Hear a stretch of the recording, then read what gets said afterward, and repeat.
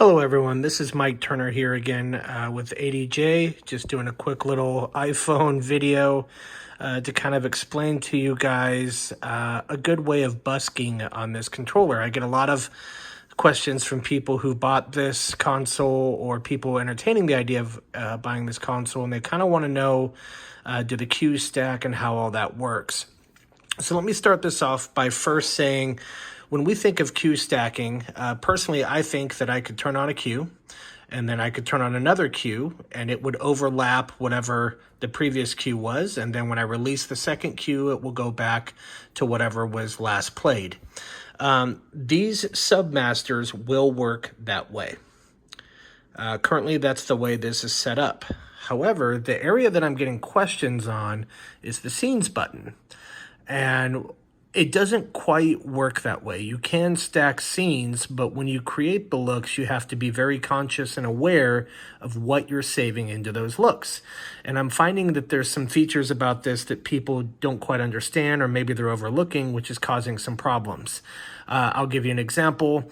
I had one customer who basically told me that when he would press one scene and then he would press another scene and then release the second scene and it would just go to black. And he didn't understand why that was working. So what I did here, I've kind of created a way that I would busk with a particular moving head wash fixture. If you notice up top, I've created looks with dimmer at 100%, 50, and blackout. And then below that, although I didn't label all of them, we've got primary colors, red, green, blue, amber, cyan, lime, and then 3K and 5600K. And then below that, I've got some zoom palettes, I guess you'd say. So zoom at 100, zoom at 50, and zoom at 0. And then finally below, I've got a pan and tilt circle effect. So what I wanted to kind of show you guys is how I can save these looks so that when I press this one, and then I press this one, it releases that one. So if I want to go back to the red, I just press that. The reason why that works is when I saved all these buttons, I was paying close attention to the faders. So I'm going to go to the faders tab and kind of show you, or the channels tab and show you what I'm talking about. Well, first I should select the fixture. And then now I'll go to the channels tab. Okay. So, a couple things that I want you to note here. When you look at the pan and tilt channels, there are some values there, but they are grayed out. The reason why they're grayed out is those values are not being recorded in this scene. You will see pan and tilt values because I've set the pan and tilt home position to have this fixture kind of facing out. But the scenes are not recording those values, and the way that you could tell, again, the DMX values below the channel name are at 0. However, if you look at the colors, so my primaries here, red is at 0, green is at 0, blue is at 255, amber, cyan, and lime are all at 0. The only one that has a value greater than 0 is blue, and that's because in this particular scene, I only wanted blue. Now, the reason why these are in green versus gray is because the scene is actually recording those values, which means not only is it remembering that the value of blue is at 255, it's also remembering a value of 0 for the rest of the other colors. So I'll go back here and I'll go to scenes again, and I'll pick another one just to kind of show you how that works. So I'm going to go to red, so that lets go of my blue.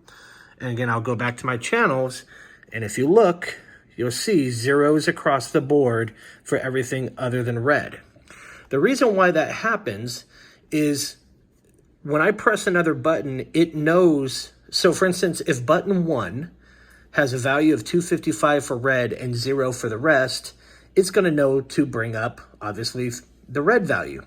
When I press a second button, which maybe only has a value for blue, if I didn't have a value in green 0 for red, it would leave red up, and it would bring up the blue, which would give you kind of a magenta, which may or may not be your desired effect. So I think it's important that you understand how this works so that when you are creating your scenes, you have a good idea of what the buttons are remembering and why when you recall scenes or stack them, they may not exactly stack or replay in the way that you think. And that's because, again, anything in green is being recorded, anything in gray is not being recorded. Now, going back to my scenes button, the reason why I did all this is I wanted to basically have one group of buttons that I would touch at any given point so that I don't have to mess with any of this other stuff.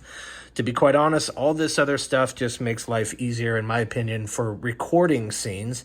But when it comes to playing back scenes, especially if you're busking, and you don't really have a set list, you're just kind of going off the energy of the song, you want to be able to adjust things on the fly. So here, if I bring up my dimmer, you will, and it's kind of hard to tell, and I don't really want to show my whole room.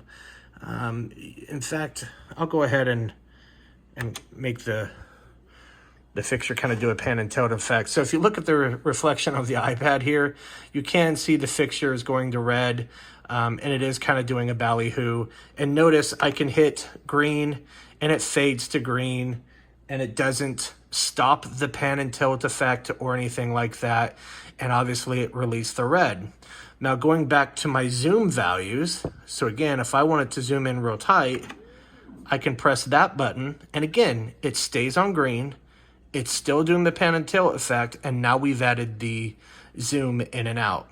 Now, if I wanted to black this out or go to 50% volume, that's my dimmer.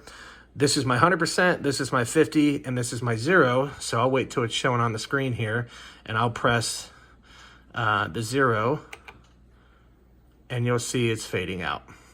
So that's how I run my shows. It makes a lot more sense that way. It makes it very, very simple. And of course, you've got 32 buttons here. And of course, you've got 99, or I don't remember how many pages, but you've got a lot of pages. So what I would do is I would create a set of these for each of my fixtures. Kind of makes sense? So anyhow, kind of a quick little tip. I know this is kind of boring, but this is something that I am finding that people are having tons of questions about.